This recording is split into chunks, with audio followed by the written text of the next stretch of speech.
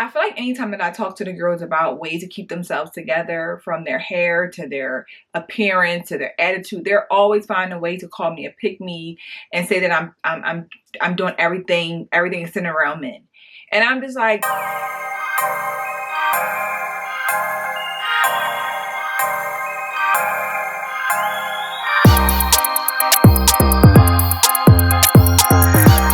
y'all, welcome back to Just a Girl Talk. My name is Janine if you are new here. If you're new, of course, hit that subscribe button and make sure your notifications are on so you never miss an episode. And if you are a subscriber, welcome back to the channel. I feel like anytime that I talk to the girls about ways to keep themselves together, from their hair to their appearance to their attitude, they're always finding a way to call me a pick me and say that I'm doing everything is centered around men.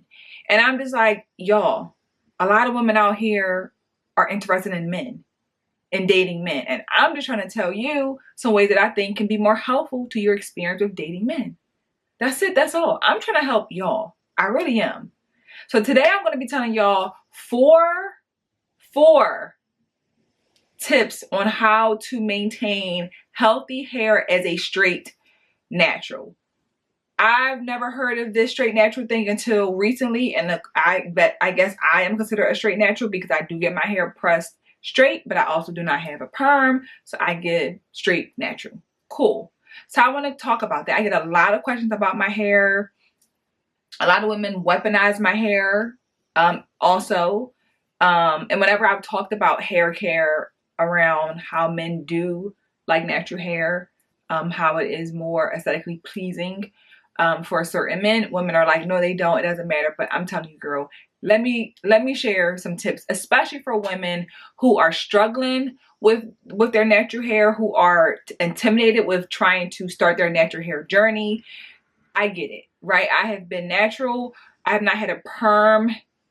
The last perm I had was, I think I was 18 years old. Yeah, I was 18 years old the last perm I had. And the last perm I had wasn't even like intentional. I remember getting my hair done at the salon. This was like the start of my like press, like my first like real press, like silk press. And I remember going there thinking my hair wouldn't turn out right because I had not had a perm before going. And the way that she got my hair so bouncy, I was like, oh yeah. Why would I ever get a perm again? What, like, why? Why would I get a perm again? And I never got a perm ever again. And from there, I started to like take care of my hair, but I was also in college. So I wasn't able to really like do much with my real hair because I was like away at school. So I would really keep braids in. So my hair really went through a rough time. Maintaining your natural hair during college when you're far away from home is not easy. My hair really went through a lot while I was in school. So when I got home from school, I started to go back to that salon that did my hair, started my natural hair journey. And my hair was flourishing. My hair has always went through ups and downs. And I realized over the years that my hair, whenever I stress, like going through stressful season of my life, my hair takes a big hit. I've watched pictures of my hair change drastically. So once I was able to like really get a good regimen and learn my hair, I have done so much better. And this is something that I've learned literally in like the last like 2 years. Okay. Tip number 1, focus on health over length. Health over length is so important. Getting caught up in wanting your hair to be down here, but it's all straggly and raggedy is not good for your hair. Maintaining that length just because it looks long, but the hair is so broken and so split is not going to help the health of your hair. You will eventually start to have your hair grow up and up and up, and it will eventually have to get cut off, right? My hair, I just got to trim. I'm looking at my mirror at the same time. I just got to trim Wednesday, so 3 days ago, right? 3-4 days ago. So my hair, and I didn't have to get much trim. I didn't have to get much trimmed off. If y'all can see, I don't know if I'm not in a good spot, but my hair is like right here. So my hair did not have to get much trimmed off this time, but health is so important.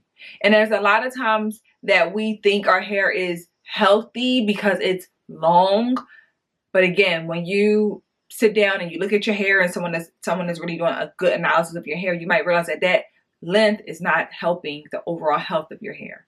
So really think about that. Think about health over length. That means getting your trims, not being afraid to cut the hair off, because it's breaking your hair off. It's not helping it. It's not keeping it healthy. So do not hold on to the hair, which goes into tip number 2.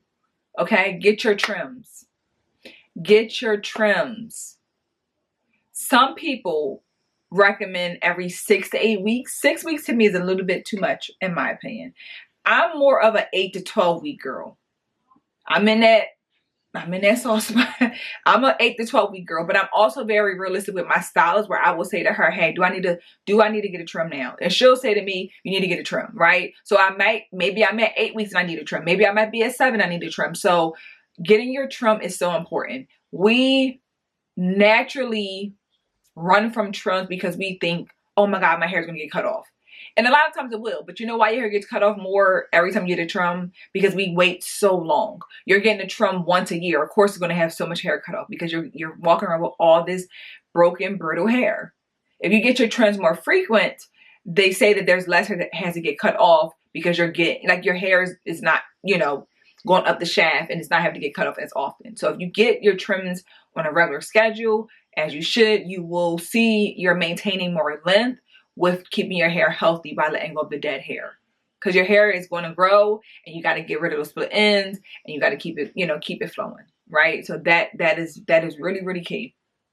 Tip number 3, I think it's so important to have a stylist who, if you go to the salon, this is not, if you do your hair at home, cool. But if you are looking for a salon, find you a hairstylist who not only just specialize in natural hair, but who cares about your hair. I feel like I did not know much about my hair until like the last 2-3 years. You know what I'm saying? Like you know your hair is growing, but I didn't really know what was doing damage to my hair. I didn't know really how much keeping braids in my hair longer was affecting my hair. I didn't know, like, I was learning so much about my hair, why you do certain things, seeing my pictures of my hair before it got trimmed, after it got trimmed, just seeing the difference. Like, I really start to understand how my hair grows, what affects my hair. You know what I'm saying? Like, that is so important because you have a stylist who is looking out for you and not just taking your money. Like, they really see, like, the salon that I go to now, when I first started, she asked me what was my hair goals, right? I went into that salon, y'all. At that time, I remember my hair got cut. To me, I believe the stylist cut my hair way too short.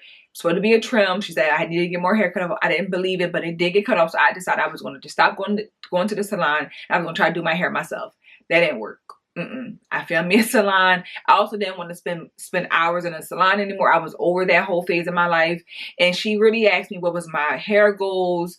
We started talking about treatments and steam treatments and getting get the hair follicles going. All of that stuff I did not I wasn't educated on. I'll say that. I wasn't educated on. Like, you just going, you do this. But no one was really explaining why. You know what I'm saying? So that has been really, really, really helpful for my hair. And I think for other women, if you find a good stylist who's going to educate you on your hair and not use the same textbook one fits all, because everything doesn't work for everybody. So knowing like what works, what doesn't work. And the more you go to a regular stylist, the more that they'll know your hair. They can see, oh yeah, girl, the summertime, your hair starts to really change up. We need to do more of this. And the wintertime, you need to get treatments more because it's dry. Like, all those things you start to learn. It's like, okay, cool, I got it. Even if I don't go to the salon on a regular basis, like every 2 weeks, I still know my hair of what I can do or what I can't do if I'm going, longer periods of time. So that has been really, really helpful for me. And I think it could be really helpful for other women if you find you a good stylist who knows your hair and takes time to help you reach your hair goals. If it's length, if it's thickness, if it's, stopping breakage, like whatever you look focusing on, find someone who can help you reach those goals and wants to help you reach that goal. And the fourth and last tip is for my girls who are silk pressed, straight, natural girls like myself. The best thing you can do is get your hair done I would say every 2 to 3 weeks, and leaving your silk press alone. We have a habit of putting our hands all in our hair because it looks good, and you're like, oh my God, I love my hair, and I'm messing with it, and I'm putting heat in it, and I'm just manipulating my hair so much that I am also affecting it. You know what I'm saying? Like, we got to just leave it alone. I get my hair done about every 3 weeks or so, and I don't put heat in my hair once it's done. I got my hair done, what, Thursday, Friday, Saturday, 3 days ago. I do not put anything in my hair. I don't put any products in my hair. I do not put any oils in my hair. I just pin my hair up or wrap my hair up every night, and I just leave it alone. The more that you just let your hair be and not add so much stuff to it, because we see all these, you know, everyone has products that they're using, and everything doesn't work for your hair. So trying not to get caught up in the hype of trying new products because they're out. Do what works for your hair and leave it alone. Wrap your hair up every night with a silk scarf.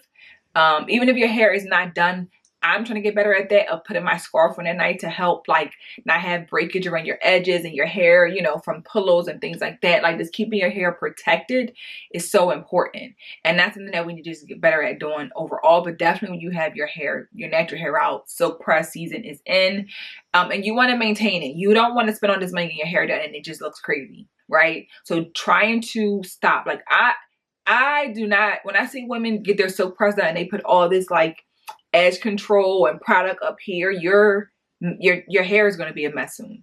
It's not, you're going to weigh it down. You're going to affect the, you know, the silk press. You're going to find yourself having to press it more. You're going to, like, leaving your hair alone is key. Now, if you can do your own hair, you're a professional, obviously you know how to, you know what to do. But if you are someone who is trying to not have to do as much stuff to your hair as possible, leaving it alone. With any style you get, just leaving it alone and trying to reduce putting as much heat and product in your hair is key, in my opinion. But if maybe your hair might work better if you do. I know for me, I just leave my hair alone. I see people put oils in their hair every day. I'm like, it's no way I could do it with a silk press.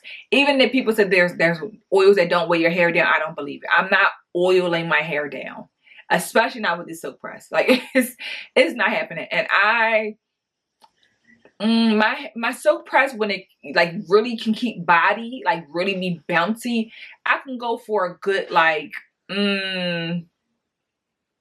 6 days before it starts to get super oily. Like, before it starts to weigh down, I can give me a good 6-day run.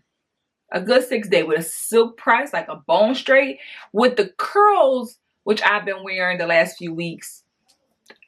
These curls did pretty well, and I've been pinning my hair up every night.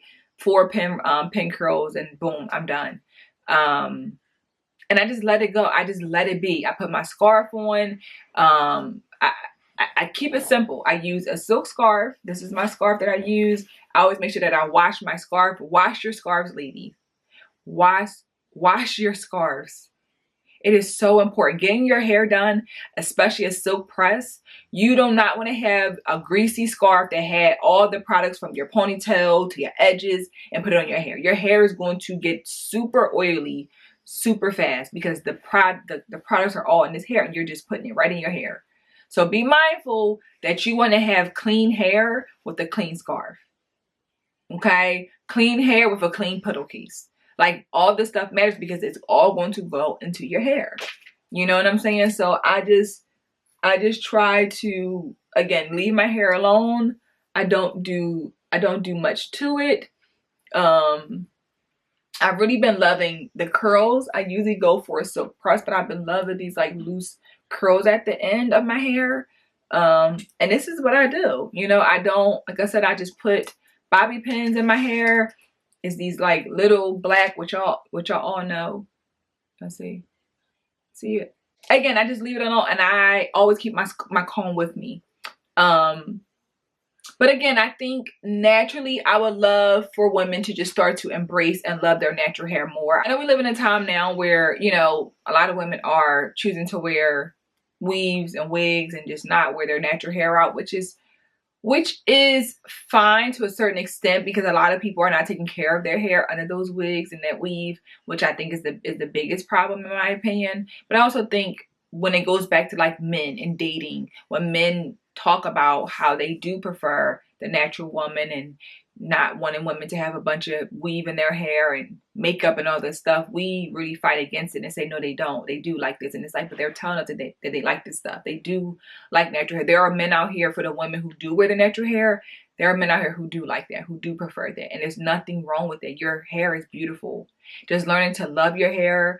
You may not have a regimen. You may not know how to like get your hair started, but literally there is so much beauty in loving your hair and getting to know your hair and getting to understand what works for your hair and what doesn't. You know, I think for me, it's so exciting to see my hair blossom and grow. And I feel like I've been in the most consistent space with my hair in the last like 2 years, which I'm grateful for. And I love that for myself. I have not been stressed out severely, which is not, you know, has been a plus with my hair. I'm following my stylist suggestions, getting my trim, again, I don't wear weave, so for me this is my go-to style anyway. And my hair goal right now is honestly I am looking for length, while of course maintaining the health. That is always going to be key for me. Health. But I just got my trim, so I won't get another trim unless I severely need it, which will be what, probably in like end of February, beginning of March, probably end of February, because it'll be about 2 weeks left, 8 weeks. So yeah, probably end of February I'll get my next trim, and then, you know, we'll just keep doing what we're doing. So I hope that some of these tips is helpful. I can definitely talk more about this if y'all want more of this type of content. Just let me know in the comments. But hopefully for the women who do see this, who do come across this, I hope this is helpful. I hope that you can find beauty in understanding that your hair is worth it. Your hair is worth you having patience with it, because a lot of women are like, I don't have time for that. Sis, I promise you, if you get into the habit and you get into a routine, you will love your hair and have so much patience for it. I love my hair. So yeah, again, these are just some of my tips that I think are helpful, could be helpful to you. Maybe you have some other helpful tips that you can share in the comments that anybody else might be able to see or use. Please let me know in the comments. I would love to read them and check them out. Be sure to subscribe to the channel, like this video, share it out, and I'll see you guys in the next episode. Bye.